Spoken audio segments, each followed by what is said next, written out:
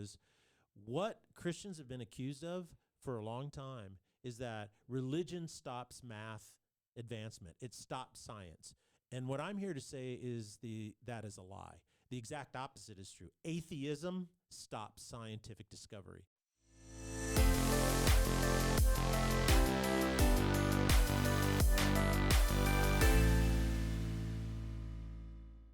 Ladies and gentlemen, welcome to the Salty Pastor Podcast, a podcast dedicated to helping you grow in your faith. And the only way you can do that is to learn to think for yourself. You have to know what you believe and why you believe it. And the only way you can really discover that is by having deep, intense conversations, really thinking through what you are believing about yourself and the world around you, and ultimately also kind of looking at how you think about things, because that could drastically change the way that you are making decisions. My name is Jesse Mayer. I'll be your host, but we cannot do this without the one, the only, the salty pastor himself, Dr. Douglas Peak. Hey, everybody. So good to be with you today. I'm so glad that you're joining us in this series that I personally am enjoying immensely, because it really helps you think more clearly, and it helps you understand that, wow, I mean, there's been a lot of really deep thinkers that have answered some really big and important questions in very strong, rational, logical ways. And what that does is that helps me realize that my faith is something that is more, it's got a real depth to it. It's got a real strength to it. It's built on a solid, rational, and logical foundation. And so that's one of the things I like about it. If you have friends or people that have questions about whether or not they can believe in God, share these episodes with them. It's easy. With that in mind, help the ministry grow. You can go over to our YouTube channel, like and subscribe. Our subscriptions have been growing there. We're excited about that. Also, if you want to give and support this ministry as it grows, we'd love to have you do that. You can go to foothills.org. On the far right hand, there's a tab called Give. You click on that, and then you can give directly to the Salty Pastor. It'll ask, where you want it to go, and you kind of pull down that little menu and pick Salty Pastor. So thank you so much for those of you who are supporting this ministry and supporting this. I sometimes feel like we're a voice crying in the wilderness, but hey, we're talking about things a lot of people aren't talking about. But I also believe what we're doing is we're talking about upstream ideas, and that is that this is where you change the current of culture. Is you talk about these deeper things, and in the same vein, when you settle these things in your own mind and your own heart, it changes the current of your faith and your lifestyle. Yeah, I was actually just talking with a good buddy earlier today, and he was talking with a spouse of his, and they said, hey, can we ever change this? Like, the way the world is going today, is there any way to change it? And it's like, no, not the way you think. Right. Not the way of like, well, we just got to go fight all these little battles in our city halls and downstream ideas, right? But you've been talking since we did the upstream series way back when. I don't even know how long. It's all about changing those upstream ideas, changing definitions, changing all of these things so that you're now thinking in a completely different way. And that's what's going to change how you're living your life. That's what's going to change how culture is going. That's what's going to change the seems like trajectory that we are stuck on right now, right? Yeah, and core values, core beliefs, core principles make all the difference in the world. And so we're currently in our series talking about proofs of God, and this week is a little heady one, talking about the applicability of mathematics. But after a conversation with you and Jake after our last podcast, I have renamed it in my brain, Why Math Applies to Everything. Because math applies to everything. Math applies to everything, right? And we're talking about how everything in the world adheres to math. It is true universally, and it doesn't change. If God doesn't exist, I'm just going to kind of work through the proof so that we can remind those who haven't listened to the podcast 5 times since Tuesday what it was about. And part 1, or what is it? Premise 1. Premise 1 is, if God does not exist, then the applicability of mathematics is just a coincidence. So naturalists and scientific materialists state that the universe is mathematical just because it coincidentally happens to line up, right? It just happened to be that way. Oops. Premise 2 is the applicability of math is not a coincidence. Theists state this is the way God designed it. Like an architect, he put these rules in place and everything's falling in line like an architect would design, right? So premise 3 is, therefore, God exists. So talk to us a little bit more about this, because I think I finally by the end of Tuesday's podcast was starting to finally kind of grasp what you were talking about with math just applies to everything and it's not a coincidence. Therefore, somebody had to have designed it, and that person really is only God, right? Like, Yeah, I think, you have to look at it this way, and that is, why is every relationship, why is every interaction in the world in which you live, which is cause and effect, why can it be represented by a mathematical equation? Why is that? I've never thought of my relationship in a mathematical format, but sure. Yeah, but it can. I mean, how things interact in a material universe, you can say the only thing that you can't predict mathematically is what people think and do. Right, what they choose. What they choose. Yeah. But, like, for instance, how tall is a tree going to grow of this certain genus, right? When that rock falls, how far will it roll? If you have a train, how much horsepower do you need to get it going 60 miles per hour? All of this is represented by math, right? Isaac Newton, he was sitting there, an apple fell from a tree and hit the ground. He goes, well, why did it do that? Why didn't it fall up or fall sideways? And that's how he discovered, in essence, gravity. But more importantly, he represented it by a mathematical equation. Right. So your point is math applies to everything. And I was talking to my oldest son, Zach, who's a math guy. And he's like, well, basically, it means all interactions can be represented mathematically. So, okay. Well, that's novel to think about. But then go a next step further and think of math as a language. Okay. Right? So, in essence, math doesn't actually exist. And this is what's really interesting. In the physical world, language doesn't exist. Now, people are going to go, what in the world are you talking about, Pastor? Well, let me explain it this way, is that right now, the reason you can understand what I am saying is because your brain has been trained to recognize abstract verbal symbols with reality. So your brain is doing what? It's taking these verbal signals. It's converting signals into an image in the brain. Right. This is why when you go to Portugal and they start talking, you don't associate anything with what they're saying. Right. Why? Because you don't speak Portuguese. So in essence, all you hear, if you don't speak Portuguese and you've never heard it before, when people start speaking Portuguese, what do you actually hear? Gibberish. Right. Right? It's just a bunch of verbal symbols that mean nothing. So where does the meaning come from? It comes from your brain associating, right, a reality with an abstract verbal symbol. Does that make sense? Right. The term for this is called language is phenomenological. All right? And so what happens is math is the language of the natural universe. And so math, in essence, doesn't really exist except for the fact that math applies to everything and explains everything in an extremely ordered way. So you can start figuring out all this stuff that you don't even know about your own universe simply by using math. The best illustration of this is the guy who studied radio waves. You know, when they study that. Or Madame Curie, who discovered radiation. Nobody can see it. You can't smell it. You couldn't even measure it. Nobody even knew it existed. But math told them that it did. Isn't that interesting? Okay? Right. And so what happened is, and the way it told them, for instance, like with radio waves, what happened is they could see waves in the ocean. They started to see how waves of sound, the Doppler effect, would work. And so you start thinking, okay, mathematically, how do you represent these relationships of sound waves in various types of waves? And then what happens is you go, well, the math says that if this represents these waves this way, then there must be waves like this that are there as well. And then they go, okay, let's go see if we can find them, and boom, they're there. It's exactly how they discovered that the Earth had a beginning. Is they said, well, if there was a beginning, then there would be this background radiation, right? And they said, okay, so they built a machine to go measure it, and guess what happened? They found it. They found it. Right. right? And then we talked about the Higgs boson. It's why does things have mass? Why do they have a gravitational pull?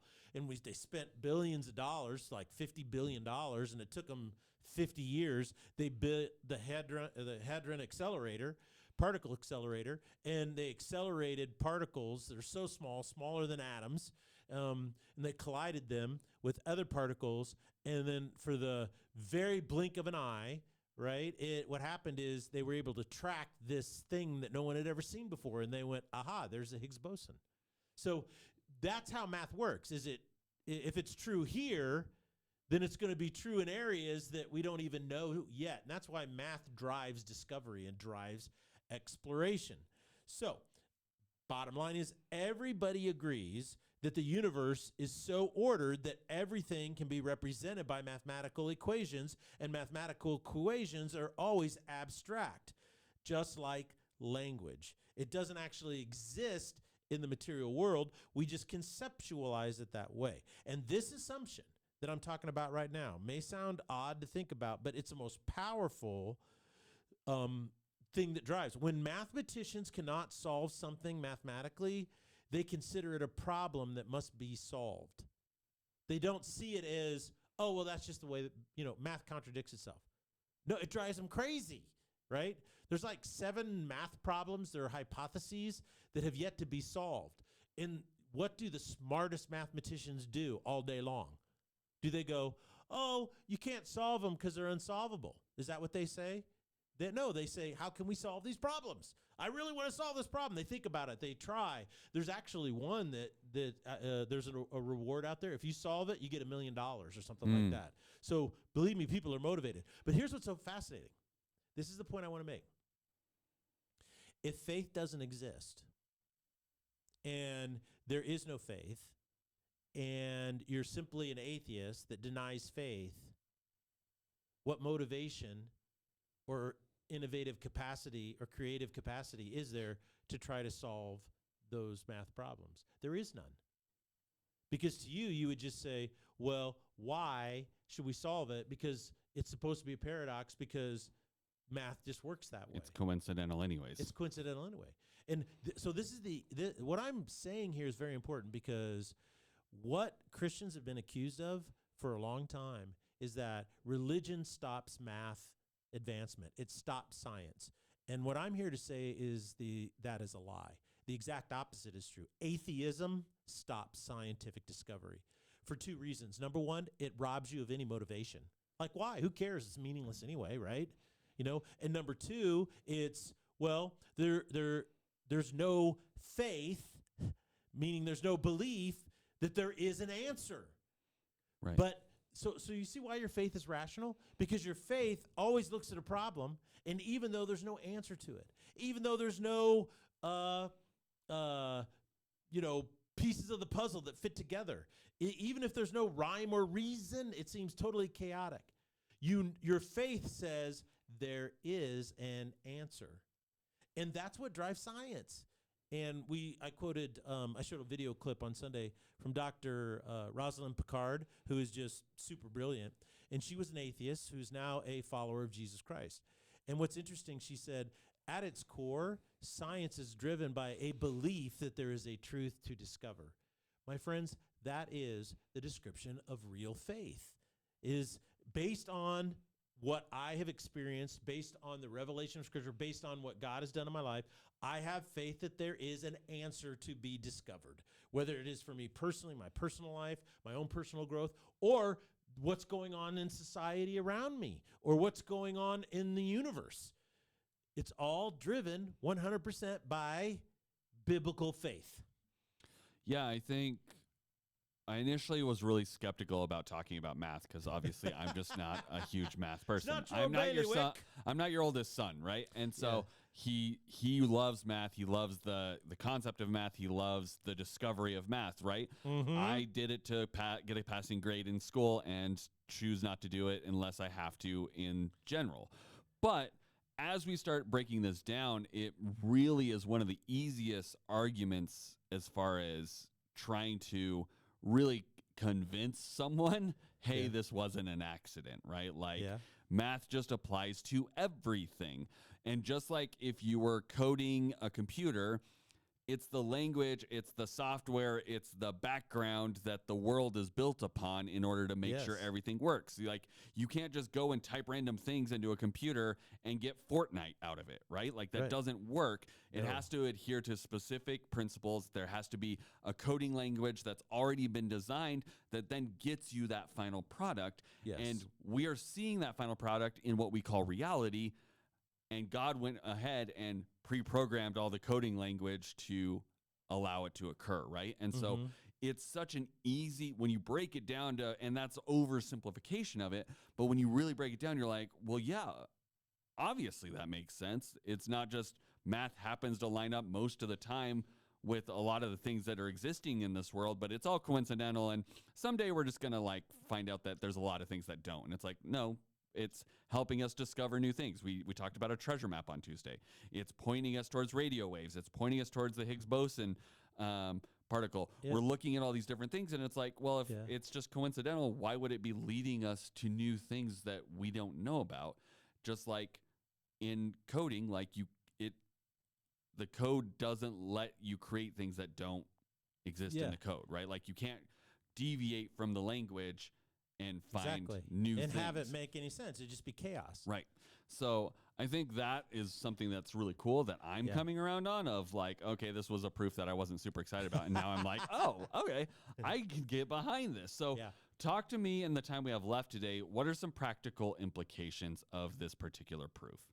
Well, this is where I really try to connect the dots. And Salty Pastor listeners will we're going to be stretched, but this right here, what this proof points out, is the main battleground for our world today. It really is, in my opinion. It is the seminal argument, the foundational place where all of the things downstream are happening that are becoming so chaotic. We live in a postmodern world, and the postmodern world ultimately rejects any truth if it's considered to be objective. Therefore, they object to math, because math is an objective truth. And this is why you're hearing why even math itself is now under attack. In June, Minneapolis Public Schools approved a $2 million contract for an elementary school math curriculum that would contribute to an understanding of ethnic, racial, and cultural diversity. What does that mean? It has nothing to do with math. It's about critical race theory. Okay. See, so now math is racist, okay? And they want to use it to propagate critical race theory. There's a study in California. There was a school, well, not a study, but a situation where they hired someone to do the same thing at an elementary school in California. And guess what? 4 years later, none of the kids can do math. I wonder why. You see, it was a total failure. Journalist Brian Flood, he writes the following. At least 39 of America's top 50 most prestigious medical colleges and universities have some form of mandatory student training or coursework on ideas related to critical race theory. And this is according to criticalrace.org. This is a group that monitors critical race theory curricula and training in higher education. And I think it's really important to understand is that math, basic sciences are under attack. And the reason why is because we have told people that there is no absolute truth. And so when you don't believe there's any objective truth or absolute truth, you don't ever try to abide or find or discover. It simply becomes whatever I want to impose on other people. When there is no order, right, there is chaos. What does math tell you as a language? It tells you that I see something going on, like Isaac Newton saw an apple fall from the tree. And what math does is math says, I can figure out why it does that. And that's where he came up with his mathematical equation for the gravitational force. Is he started to test it, he refined it, but he realized, I'm seeing a reality happen and I can now describe it. Well, what that does is that pushes us towards objectivity. Postmodernism pushes us towards subjectivity. where what I feel and think is more important than anything else.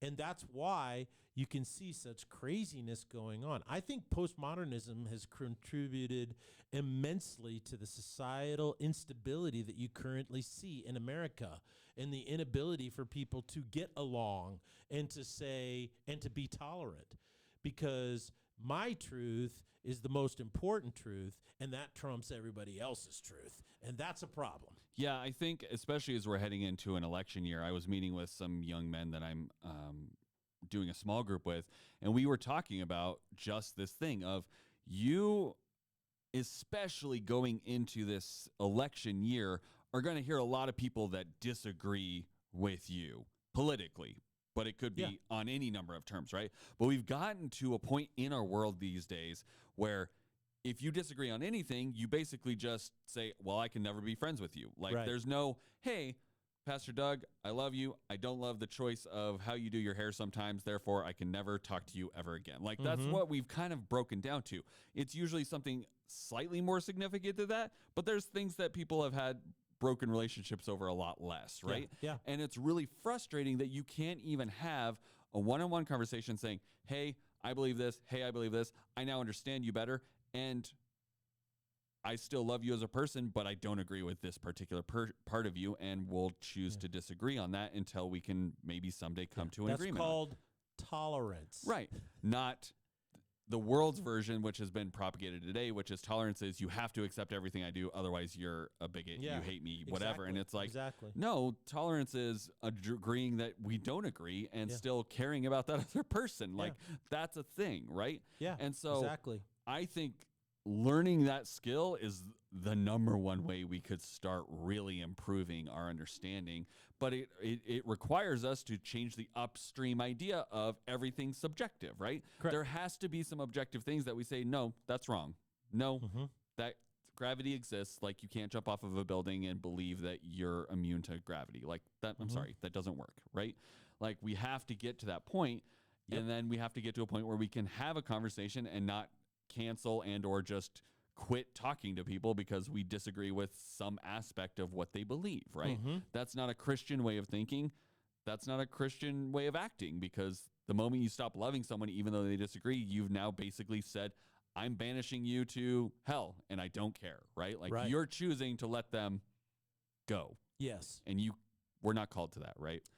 No, I think, there's a lot of examples happening in our society today that describe what you're talking about, and that's the rub. And if you don't have clear thinking, and if you don't understand what your core convictions are, if you don't know what you believe and why you believe it, you tend to be a less tolerant person. Because you can't stand up to the argument, right? Yeah, and you feel threatened, or you don't know how to say, or people manipulate you. Christians are manipulated all the time in today's world with this simple phrase, well, that's not very loving. Right. And, people say that to me as a pastor all the time, it's like, well, you'll do. I mean, this is the biggest thing that I get all the time is that you should, they should on me, as Pastor Harv says, they should all over me. And they say, you should do this. And when I say, no, I'm not going to do that, they go, well, that's not very loving. And, when I was a younger pastor, that would have probably viciously affected you. So we're supposed to be filled with love and da-da-da. Now I go, you have no idea what love is. I just respond right back and say, you don't know what love is. And I say, go read Romans 14:9. And they go, well, what does that say? And I say, well, go read it. You should go learn. Go learn something, read a book. And so I'm getting saltier in my old age. I think that happens with age. You just get saltier because you just understand the manipulations. Are you yelling at people on your grass yet? Are you yelling at people when they come on your grass yet? No, you can come on my grass all you want. No, but I do yell at people when they say really stupid things. Okay. I can't help myself. But I think as you get older, you realize the games and manipulations people try to. So how do you avoid all that when you're younger? Is you know what you believe and why you believe it, and then you're not threatened or manipulated. You can have a conversation and go, yeah, I don't believe that. You do, and I hope someday you'll come around, but that doesn't mean that I'll never talk to you again. Yeah, and see this is what's really so remarkable, and this is why I love this proof. And I know at first it's like, oh, math, why think about it, but I love your little mini evolution over the last week about this proof, right? Like up front, it's like, oh, great, 2, I could really get into this. Right. And I think I want every Christian to go through that with this proof in particular, because, you don't have to believe in God to understand math, to appreciate math, to use math to solve problems or discover new things. But if there is no God, you cannot explain why there is math and why math applies to everything, which is kind of weird. Right. Number two, you don't have to believe in God to understand that everything in this world is interconnected. But if there's no God and you cannot explain why it's interconnected, what's the point of it being interconnected? And so the implications of these things get really challenging for us as we go downstream. Like, for instance, the statement, we want to be a country that people can practice their own religion, pursue their own work or business, pursue their own opportunity. I think most people would say, okay, that's kind of the American way, right? Right. Sounds basically, hey, if you freedom of religion, you can come here and practice any religion you want. Okay. However, as historian Douglas Murray from the UK points out, how do you handle freedom of religion when one religion believes it should murder and wipe out another one? If you're trying to be tolerant and accepting, do you accept into your midst a religion that is completely intolerant? Right. Right. When our founding fathers came up with the experiment of America, they weren't talking about foreign religions like Islam and Hinduism. They were talking about Roman Catholicism and Protestantism, right? Right. And even early on in our early history, we struggled with getting that right. There was persecution against Roman Catholics, right? Yep. And other various denominations. But now that's changed to where we have to accept a religion in our midst, give them the freedom to do whatever they want when their express statement is, we want to wipe out and kill all Jewish people. Right. Okay, this is where secularism has failed, and it just doesn't work.